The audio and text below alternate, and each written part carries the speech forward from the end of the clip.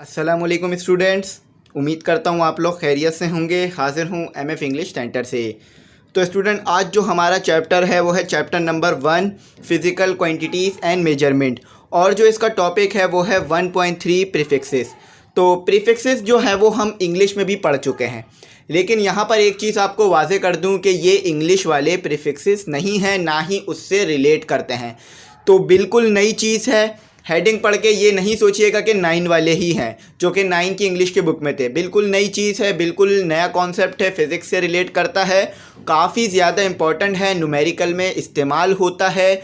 तो आज की जो वीडियो है वो ज़्यादा देर की नहीं होगी, आधा घंटा या कुछ 20 मिनट की वीडियो होगी, लेकिन काफ़ी जो है वो इम्पॉर्टेंट कॉन्सेप्ट मैं आज की वीडियो में आपको दूंगा और काफ़ी ज़्यादा हेल्पफुल रहेंगे। और यही इसी तरह के कॉन्सेप्ट जो है वो आगे यूनिवर्सिटीज़ और आगे जगहों पर आपसे पूछे जा रहे होते हैं। तो वीडियो शुरू करने से पहले कहूँगा चैनल सब्सक्राइब कर लीजिएगा, बेल आइकन को ज़रूर प्रेस कर लीजिएगा, ताकि मैं जो आगे वीडियो अपलोड करूँ फिज़िक्स पर और मैथ की न्यू बुक पर वो आपको मिल सके। तो यहाँ पर मैं आपको बता दूं कि इंग्लिश के नोट्स जो हैं वो बन गए हैं, इस्लामियत और फिज़िक्स के नोट्स पे काम जारी है। तो अगर आपको इंग्लिश के नोट्स चाहिए हो तो आप मुझसे कांटेक्ट कर लीजिएगा, इंशाल्लाह प्रोवाइड कर दूंगा। तो आ जाते हैं प्रीफिक्सेस पर बात करते हैं और जल्दी से इसको शुरू करते हैं और कंप्लीट करते हैं। तो कोशिश करूंगा कि फुल जो है आपको अच्छी तरह समझाऊं ताकि बात अच्छी तरह समझ में आए। तो देखें, सबसे पहले इंग्लिश पढ़ लेते हैं और देख लेते हैं क्या लिखा हुआ है। तो देखें स्टूडेंट, लिखा हुआ है कि the physical quantities are described by the scientist in terms of magnitude and unit. Unit play a vital role in expressing a quantity either base or drive. तो देखें, यहाँ पर हम पहले ही पढ़ चुके हैं कि बेस क्वांटिटी यानी फंडामेंटल क्वांटिटी, बेस का मतलब फंडामेंटल क्वांटिटीज़ ही है, ठीक है। और ड्राइव क्वांटिटीज़ क्या होती हैं? तो आपको पता है कि बेस क्वांटिटी और ड्राइव क्वांटिटी दोनों को डिफ़ाइन करने के लिए नंबर की ज़रूरत होती है कि कोई नंबर हो, और यूनिट, जैसे कि अगर आपके पास लेंथ है तो उसका यूनिट जो है वो मीटर ज़रूर होगा।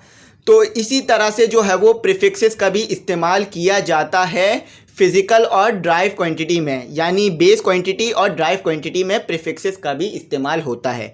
तो एक बात आप याद रखिएगा कि फ़िज़िकल क्वांटिटी को डिफ़ाइन करने के लिए मैग्नीट्यूड और नंबर का होना, नंबर और यूनिट का होना ज़रूरी है। अगर नंबर और यूनिट नहीं होगा तो आपको बात समझ नहीं आएगी। एग्जाम्पल देता हूँ, बात अच्छी तरह समझ में आ जाएगी। अब आपके पास है फोर्स, तो मैंने आपको कह दिया आपके पास 20 है फोर्स, लेकिन यूनिट नहीं लिखा, सिर्फ कह दिया। तो मेरे कहने से तो आप चलो पहचान गए कि मैंने फोर्स कह दिया, लेकिन मैंने एक पर्चे पे लिख दिया 20।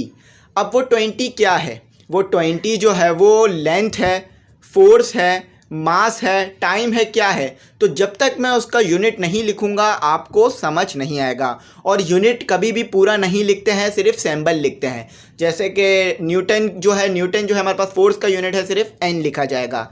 तो इसी तरह से जो हमारे पास प्रीफिक्स होते हैं ये भी इस्तेमाल होते हैं। कहाँ पर हमारे पास इस्तेमाल होते हैं? फिजिकल क्वांटिटीज़ में। तो देखें क्या लिखा हुआ है, prefixes are useful for expressing units of physical quantities that are either very big or very small.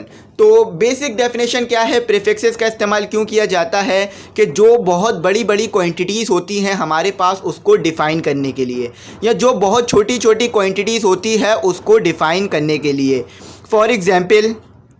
For example आपके पास जो है वो मास ऑफ द अर्थ है। तो मास ऑफ द अर्थ आपके पास कितना होता है? 6 × 10⁻24। तो ये जो 24 है ये काफ़ी बड़ा नंबर है। तो इस बड़े नंबर को डिफ़ाइन करने के लिए, इस बड़े नंबर को छोटा बनाकर शो करने के लिए प्रीफिक्सेस का इस्तेमाल होता है।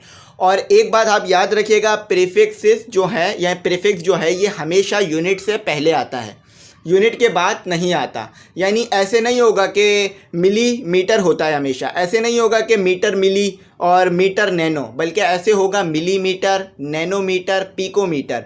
तो प्रीफिक्स किस तरह के होते हैं, कितने होते हैं, आगे आपको जो है वो दिए हुए हैं चार्ट, तो वो भी समझा दूंगा इंशाल्लाह।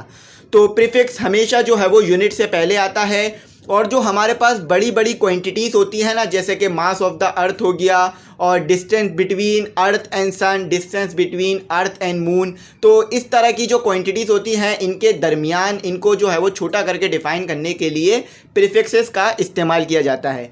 ज़्यादातर जो ये चीज़ इस्तेमाल होती है प्रीफिक्स, ये जो है वो लेंथ के लिए इस्तेमाल हो रही होती है प्रीफिक्स, और जो है मास के लिए इस्तेमाल होती है, और टाइम के लिए जो है इस्तेमाल किया जाता है। अच्छा, प्रीफिक्स के मायने क्या होते हैं ये बताता हूँ। देखिए, प्रीफिक्स के मायने होते हैं, प्री के मायने होते हैं पहला, क्योंकि ये यूनिट से पहले आता है तो पहला। और फिक्स्ड के मायने होते हैं किसी चीज़ को जो है वो फिक्स कर देना, यानी अब यही होगा। तो आगे चार्ट दिया हुआ है, पूरी तरह से आपको चार्ट को एक्सप्लेन करूँगा इंशाल्लाह। तो अब आ जाते हैं कि प्रीफिक्स के ऊपर थोड़ी सी जो है वो और बात कर लेते हैं। अच्छा, यहाँ पर आपको लिख के दिया हुआ है मीटर सिस्टम, जो कि बोल्ड हुआ हुआ है। तो मीटर सिस्टम जो है हमारे पास क्या होता है, एसआई सिस्टम को ही मीटर सिस्टम कहा जाता है। तो एसआई सिस्टम का दूसरा नाम क्या है, मीटर सिस्टम। आपसे ये पूछा जा सकता है कि भाई एसआई सिस्टम का दूसरा नाम क्या है, तो एसआई सिस्टम का दूसरा नाम मीटर सिस्टम होता है। तो स्टूडेंट यहाँ पर आपको जो है वो ब्लू लाइन में जो डेफिनेशन दी हुई है वो पढ़ देता हूँ। A unit prefix is a specifier, it indicates multiplies और fractions of the units. Student इस डेफिनेशन में क्या कहा जा रहा है, इस डेफिनेशन में ये कहा जा रहा है कि हमारे पास जो ये प्रीफिक्स होते हैं इनका यही काम होता है कि ये जो हमारे पास बड़े बड़े यूनिट्स होते हैं या ये जो बड़ी बड़ी वैल्यूज़ आ रही होती हैं इनको जो है ये छोटा कर देता है। और ये जो है यूनिट से पहले आता है, यानी अगर कोई बड़ा नंबर किसी छोटे नंबर के, कोई बड़ा नंबर जो है वो मल्टीप्लाई कराया जा रहा है किसी नंबर के साथ, तो आपको पता है कि उसके अंदर अगर हम ज़ीरो लगाना शुरू कर दें तो पूरा पेज ही भर जाए, इतनी बड़ी बड़ी वैल्यूज़ भी होती हैं। तो ये प्रीफिक्स लगा देने से वो बड़ा नंबर जो है बिल्कुल छोटा नंबर हो जाता है और 3-4 लाइनों में यानी 3-4 लफ्ज़ों में वो लिख दिया जाता है ईजीली। तो आगे आपको चार्ट में यही जो है बताया जा रहा होगा। तो यहाँ पर आगे मैंने आपको बता दिया है कि प्रीफिक्स क्या होते हैं, किलो और ये मिली और नैनो। तो ये मुख्तलिफ़ किस्म के हमारे पास प्रीफिक्स होते हैं जो कि हम इस्तेमाल करते हैं। तो बहुत सारे प्रीफिक्स होते हैं, लेकिन चंद जो प्रीफिक्स हैं वो यहाँ पर आपको दिए हुए हैं जो कि कॉमनली यूज़ होते हैं। तो इनका जो यूज़ है वो बहुत ज़्यादा होता है न्यूमेरिकल्स में। अक्सर बच्चे इन वैल्यूज़ को नहीं समझ पा रहे होते हैं कि भाई नैनो का मतलब क्या है, टेरा का मतलब क्या है और पीको का मतलब क्या है। तो इसकी वजह यही होती है कि उन्हें प्रीफिक्स के बारे में जानकारी नहीं होती। तो प्रीफिक्स के बारे में जानते हैं कि प्रीफिक्स को किस तरह से डिनोट किया जाता है। जिस तरह से हम यूनिट पूरा नहीं लिखते हैं इसी तरह से प्रीफिक्स को भी पूरा नहीं लिखा जाता, सिर्फ उसके सैम्बल को लिखा जाता है। अगर एक सैम्बल किसी एक प्रीफिक्स को दे दिया गया है, यानी किसी एक चीज़ को नाम दे दिया गया है, तो वो उसी चीज़ का नाम रहेगा, दूसरे का नाम नहीं होगा। जैसे हमारे पास फोर्स अगर न्यूटन है तो हमारे पास फोर्स ही न्यूटन रहेगी, लेंथ कभी भी न्यूटन नहीं कहलाएगी। ठीक है, तो यहाँ भी बिल्कुल ऐसी ही होती है कि अगर न्यूटन यानी एन से डिफ़ाइन किया जा रहा है तो एन यानी फोर्स को ही एन से डिफ़ाइन किया जाएगा, मीटर को कभी भी एन से डिफ़ाइन नहीं किया जाएगा। ठीक है, तो अब यहाँ पर हमारे पास चार्ट है, बहुत अच्छी तरीके से आपको प्रीफिक्स अब बिल्कुल समझ में आ जाएंगे डिटेल में। तो चार्ट पर आपने अच्छी तरह ध्यान देना है। अच्छा, ऊपर वाले ये जो हमारे पास प्रीफिक्स हैं ये एसआई यूनिट के मुताबिक हैं, यानी जो हमारे पास मैट्रिक यूनिट जो हमने ऊपर पढ़े हैं एसआई यूनिट, तो उसके मुताबिक ये प्रीफिक्स हैं। तो स्टूडेंट यहाँ पर मैं आपको एक और इम्पॉर्टेंट बात बताता हूँ कि हमारे पास एसआई यूनिट में जो हमने बेस क्वांटिटीज़ पढ़ी थी उसमें सिर्फ एक ही ऐसी क्वांटिटी थी जिसके साथ प्रीफिक्स लगा हुआ था, और वो था हमारे पास मास। यानी मास के साथ जो के लगा हुआ था किलो, ये एक प्रीफिक्स है। ठीक है, जो हमारे पास किलो आप यहाँ पर देख सकते हैं कि किलो के लिखा हुआ है, तो ये जो है वो प्रीफिक्स है और ये 1000 को जो है वो डिफ़ाइन करता है कि 1000 है इसकी वैल्यू। तो ऐसा यूनिट में यानी बेस क्वांटिटीज़ में सिर्फ हमारे पास एक ही ऐसी चीज़ है जो कि किलोग्राम है, यानी जो कि मास है, जिसके साथ प्रीफिक्स लगता है और किसी चीज़ के साथ प्रीफिक्स नहीं लगता। बेस क्वांटिटी की बात कर रहा हूँ, ड्राइव क्वांटिटी की बात नहीं कर रहा हूँ। ठीक है, तो अब सबसे पहला जो प्रीफिक्स है हमारे पास वो है टेरा। तो टेरा जो है इसका सिंबल क्या होता है, टी। यहाँ पर आपको सिंबल नज़र आ रहा होगा। तो टेरा कितने नंबर को डिफ़ाइन करता है, ट्रिलियन को। यानी अगर आपको ट्रिलियन लिखना है ना, ट्रिलियन, तो आप ट्रिलियन नहीं लिखें, उसकी जगह सिर्फ टेरा लिख दें, हम समझ जाएंगे कि ये टेरा है। यानी अगर कोई फोर्स जो है वो टेरा न्यूटन तक की है यानी TN, तो आप जो है ये जो आपको मल्टीप्लर न्यूमेरिकल वैल्यू दी हुई है, अच्छा ये जो प्रीफिक्स हैं वो 1 से बड़े हैं। ठीक है, 1 से ग्रेटर देन वाले प्रीफिक्स हैं, 1 से लेस देन वाले प्रीफिक्स नीचे दिए हुए हैं। अच्छा, अब आपने फोर्स निकाली, फोर्स की वैल्यू आ रही थी 10 की पावर 12, या अगर यहाँ पर आप देखें न्यूमेरिकल वैल्यू में देखें तो 1 0 0 0 0 0 0 0 0 0 और 0 0 0। तो आप क्या करेंगे, ये तमाम नंबर नहीं लिखेंगे, इसकी जगह सिर्फ टी लिख देंगे, तो हमें पता चल जाएगा कि भाई जो फोर्स है वो टेरा की है, यानी वो ट्रिलियन, यानी ट्रिलियन है उसकी वैल्यू, इतनी ज़्यादा, वो बहुत ज़्यादा शिद्दत की फ़ोर्स है। इसको इस तरह से समझ लीजिए कि किसी इंसान के पास इतने पैसे हैं कि वो जो है वो ट्रिलियन से ज़्यादा हो गए हैं। अक्सर इंसान के पास बहुत पैसे होते हैं, बहुत रिच आदमी दुनिया में मौजूद है, तो अब वो क्या करेगा, उसे अपनी दौलत बतानी है। तो समझ लीजिए उसके पास जो है वो ट्रिलियन है, तो वो हर जगह क्या टू ट्रिलियन समझ लीजिए उसके पास हैंगे, 2 ट्रिलियन है, तो वो अब हर जगह पे क्या 2 ट्रिलियन लिखेगा, या उसे कोई चेक भरना है, उसको चेक लिखना है, अपना अमाउंट लिखना है कि भाई उसके पास कितना पैसा है, तो वो हर जगह पे 2 ट्रिलियन लिखेगा? नहीं, बल्कि वो 2 ट्रिलियन नहीं लिखेगा, वो ऐसा भी कर सकता है कि वो जो है वो टी लिख दे, यानी उसके पास जो पैसे हैं वो टी लिख दे, तो हमें पता चल जाएगा भाई उसके पास ट्रिलियन है। ठीक है, तो ये ट्रिलियन जो है सिर्फ टी के लिए आएगा, यानी टेरा के लिए आएगा। अच्छा, इसकी जो मल्टीपल वैल्यू होती है, यानी एक्सपोनेंट में जो इसकी वैल्यू होती है वो होती है 10⁻12। ठीक है, उसके बाद आ जाते हैं गीगा। गीगा जो है वो जी को डिफ़ाइन करता है। हमारे पास गीगा में जो है वो मेमोरीज़ होती हैं, तो अक्सर आपने देखा होगा ना गीगा बाइट, तो टेरा बाइट, तो ये हमारे पास वहाँ पर इस्तेमाल हो रहा होता है। हम बाइट्स लगा देते हैं और उसके साथ टेरा लगा देते हैं, तो हमें पता चल जाती है कि भाई ट्रिलियन में ये चीज़ मौजूद है हमारे पास। तो बिलियन, इसकी मीनिंग क्या होती है, जी की बिलियन। ठीक है, और इसके नंबर क्या होता है, यानी मल्टीपल न्यूमेरिकल वैल्यू क्या होती है इसकी, 1 0 0 0, यानी टोटल 9 0 आ रहे होते हैं। और अगर आप इसको एक्सपोनेंट की पावर में लिखना चाहें तो 10⁻9 कर देंगे। अब है आपके पास मेगा। मेगा जो है वो मिलियन को कहा जाता है, यानी 10 लाख। ठीक है, उसको मिलियन को 10 लाख को मिलियन कहा जाता है। तो अब मिलियन की जो नंबर होता है वो हमारे पास यहाँ लिखा हुआ है कि 1 और 6 0 आते हैं। और अगर हम इसकी जो है वो एक्सपोनेंशियल वैल्यू देखें, यानी एक्सपोनेंट लगाकर वैल्यू देखें, तो ये होता है 10⁻6। अच्छा, अब आ जाते हैं किलो, जो कि हम बहुत आम यूज़ कर रहे होते हैं कि किलोग्राम ला रहे होते हैं चीज़ें ख़रीद कर। कोई आलू प्याज सब्ज़ी ख़रीदते हैं तो किलोग्राम में ख़रीदते हैं। तो अब आप वहाँ पर ये तो नहीं लगाते कि भाई मैंने 1000 ग्राम जो है वो आलू ख़रीदे हैं, या 1000 ग्राम जो है वो मैंने प्याज ख़रीदे हैं, या 1000 ग्राम दूध ख़रीदा है। आप क्या कहते हैं कि भाई मैंने जो है वो 1 केजी कर देते हैं आप। केजी करने से क्या होता है कि वो जो बड़ी वैल्यू होती है वो छोटी हो जाती है, और आपका यूनिट भी आसान हो जाता है, मतलब आपकी जो लिखना होता है वो भी आसान हो जाता है। 1 लिख देते हैं और केजी लिख देते हैं। अगर के हटा देंगे, यानी ये के जो है हमारे पास प्रीफिक्स है, अगर ये के हटा देंगे तो फिर आपको तीनों ज़ीरो लिखने पड़ेंगे, या फिर आपको 10⁻3 लिखना पड़ेगी। तो आप 10⁻3 हटा देते हैं और जो है वो ये 1000 हटाकर सिर्फ के लिख देते हैं, हम समझ जाते हैं कि भाई केजी है, तो 1000 होता है केजी। अच्छा, इसके बाद होता है हमारे पास हेक्टो। तो हेक्टो कितना होता है हमारे पास, एच होता है, ये 100 होता है। अक्सर 100 के लिए हेक्टो इस्तेमाल नहीं किया जाता, छोटी वैल्यू होती है तो लिख दिया जाता है। लेकिन अगर आप जो है वो, अगर आपका कोई आंसर आ रहा है 100 और आप 1 लिख कर हेक्टो लिख देंगे ना, तो हम समझ जाएगा एग्जामिनर, और समझ सकता है पढ़ाने वाला कि ये जो है बंदे ने 100 लिखा है। और 10⁻2 आती है एक्सपोनेंशियल वैल्यू अगर इसकी देखें तो, यानी इसको अगर एक्सपोनेंशियल की फॉर्म में देखें।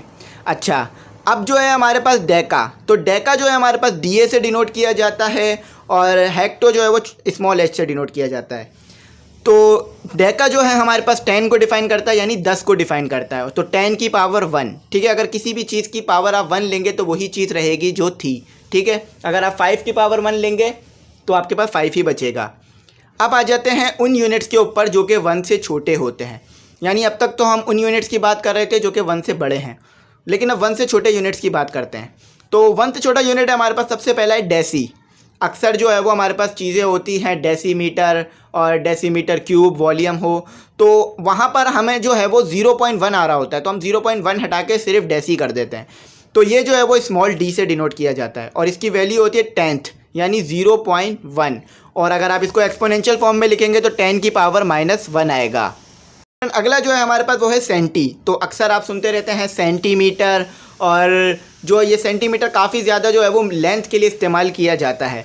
तो सेंटीमीटर हमारे पास कितना होता है, यानी सेंटी, ये मीटर जो है ये हमारे पास यूनिट हो गया लेंथ का, उसके साथ सेंटी जो लगाते हैं ये हमारे पास प्रीफिक्स होता है। तो इसको जो है वो छोटा सी से डिनोट करते हैं, स्मॉल सी से, जो कि बहुत ज़्यादा इस्तेमाल हो रहा होता है। अच्छा, अगर सेंटीमीटर लिखा हुआ हो ना तो ये ऐसा यूनिट नहीं होता, ऐसा यूनिट सिर्फ मीटर होता है। सही है, एम। सेंटी लग जाए तो ये प्रीफिक्स आ जाता है। तो अगर सेंटीमीटर है तो फिर आपको मीटर में कन्वर्ट करना पड़ता है न्यूमेरिकल सॉल्व करने के लिए, अगर आप एसआई सिस्टम में न्यूमेरिकल सॉल्व कर रहे हैं।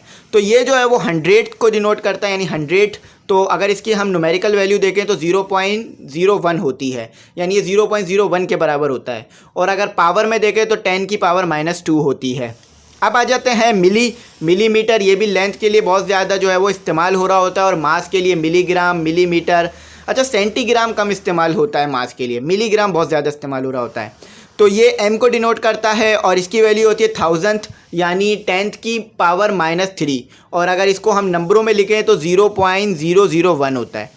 अब आ जाते हैं माइक्रो। ये भी जो है वो बहुत ज़्यादा इस्तेमाल होता है टाइम के लिए, लेंथ के लिए, यानी माइक्रोमीटर, माइक्रो सेकेंड, यानी n बनाते हैं और एक तरफ और लाइन खींच लेते हैं, तो ये जो होता है वो मिलियंथ होता है, यानी मिलियन का उलट कर दीजिए, यानी अब ज़ीरो आगे नहीं लगेंगे बल्कि 1 के पीछे लगेंगे ज़ीरो, ठीक है। तो इसकी जो वैल्यू होती है, अगर न्यूमेरिकल वैल्यू देखें तो 0.000 और 001 होती है, ठीक है।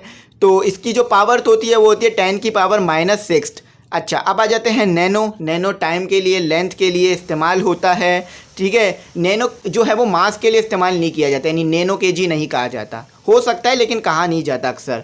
तो ये जो है वो बिलियंथ को शो करता है, और इसमें कितने ज़ीरो आते हैं, इसमें जो है वो टोटल 9 ज़ीरो आते हैं, जैसा कि ऊपर ज़ीरो हमने पढ़े। अब ये इसको माइनस में लिखेंगे, यानी अगर एक्सपोनेंशियल की फॉर्म में लिखेंगे तो 10 की पावर -9 बनेगा। अब आ जाते हैं पीको भी टाइम के लिए बहुत ज़्यादा इस्तेमाल किया जाता है, पीको मीटर, पीको सेकेंड, तो ये जो है वो बहुत ज़्यादा।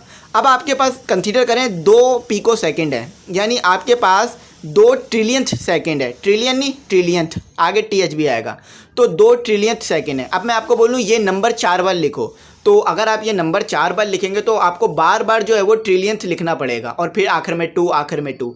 लेकिन अगर मैं आपको बोलूँ प्रीफिक्स इस्तेमाल करके लिखो, तो आप क्या करेंगे, सिर्फ 2 लिखेंगे और जो है वो P लगा देंगे, 2 लिखेंगे, P लगा देंगे तीनों बार, तो मुझे पता चल जाएगा कि आपने जो है वो कितना लिखा है, ट्रिलियंथ लिखा है।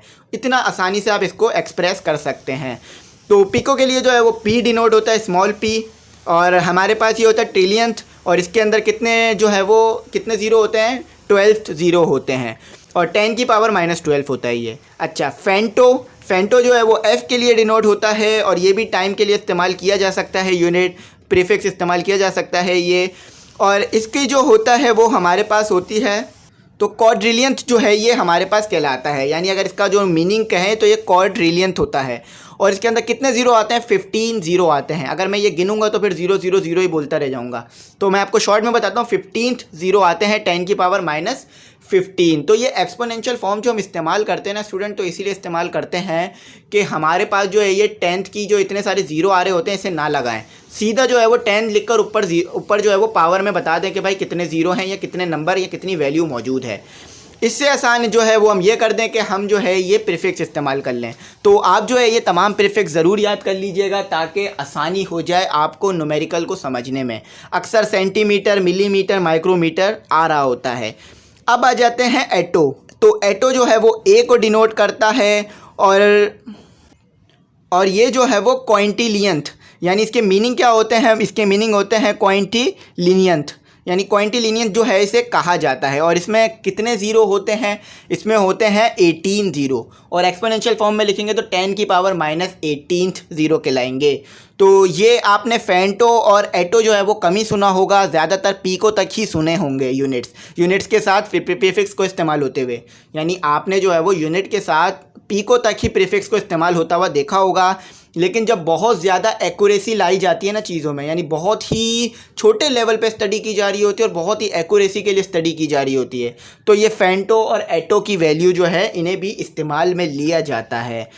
तो यहाँ पर स्टूडेंट हमारे प्रीफिक्स जो है वो कंप्लीट हुए। तो उम्मीद करता हूँ अच्छी तरह से प्रीफिक्स को मैंने आपको समझा दिया, काफ़ी खोल कर डिटेल में समझाया। लेकिन अगर फिर भी कुछ समझ ना आया हो या कुछ रह गया हो तो आप मुझसे जो है वो कांटेक्ट करके पूछ सकते हैं। एक बार जो है मैं प्रीफिक्स की डेफिनेशन आपके सामने रिवाइंड कर दूं कि ये होते क्या हैं। देखिए 4-5 पॉइंट्स बताता हूँ आपको ताकि आपके दिमाग में ही बैठ जाए बात और आपको दोबारा कभी याद ना करना पड़े। आपके सामने अगर कोई बोले ना प्रीफिक्स फिज़िक्स में क्या होते हैं तो आप फ़ौरन बता दें।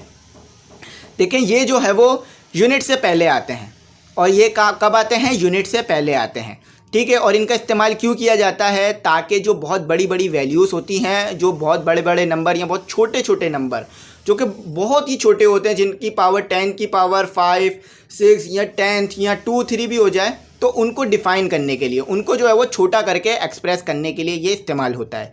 अच्छा, प्रीफिक्स में एक सिंबल अगर किसी चीज़ को दे दिया है, या अगर 10th की पावर 3 को हमने जो है वो 10th की पावर 3 को अगर हमने जो है स्टूडेंट किलो कह दिया है, तो वो किलो जो है वो 10th की पावर 3 का ही रहेगा, किसी और का नहीं होगा, और इसे के से ही हर जगह डिनोट किया जाएगा। कैपिटल के से नहीं, स्मॉल के से डिनोट किया जाएगा। अक्सर बच्चे कैपिटल के लिख रहे होते हैं लेकिन इसे स्मॉल के से डिनोट किया जा रहा होता है। ठीक है, तो यहाँ पर हमने प्रीफिक्सेस को अच्छी तरह स्टडी कर लिया, और ये भी बात याद रखिएगा कि प्रीफिक्स को हमेशा आगे लगाना है, पीछे नहीं लगाइएगा। और अगर जो है हमारे पास एक और चीज़ ये भी दिमाग में रख लें कि प्रीफिक्स अगर एसआई यूनिट में जो हमारे पास फंडामेंटल क्वांटिटीज़ हैं उसमें सिर्फ एक ही जगह प्रीफिक्स इस्तेमाल हो रहा है, वो है मास में, केजी। ठीक है, बाकी कहीं भी प्रीफिक्स इस्तेमाल नहीं हो रहा, ना ही लेंथ में, टाइम में, ना ही किसी और में, ना ही टेम्परेचर में। ठीक है, तो यहाँ पर मैंने आपको अच्छी तरह से डिफ़ाइन कर दिया प्रीफिक्स क्या होते हैं। तो उम्मीद करता हूँ आपको बात अच्छी तरह समझ में आ गई होगी। अगर फिर भी कुछ नहीं समझ में आया हो, या कुछ रह गया हो, या कुछ पूछना हो, तो नंबर दे दिया है, आप मुझसे कांटेक्ट करके पूछ सकते हैं। और अगर फ़िज़िक्स के, इस्लामियत के और इंग्लिश के नोट्स चाहिए हो, और इंग्लिश के नोट्स तो बन चुके हैं, फ़िज़िक्स और इस्लामियत के बनाए जा रहे हैं, तो जल्दी जल्दी बन जाएंगे।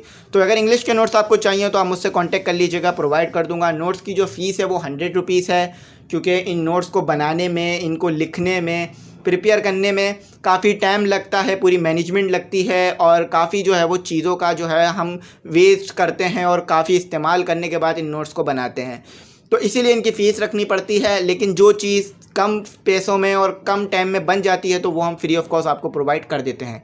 और लेक्चर तो आपके लिए वैसे ही फ्री ऑफ कॉस्ट हैं, तो आप इजीली तमाम लेक्चर्स को देख सकते हैं।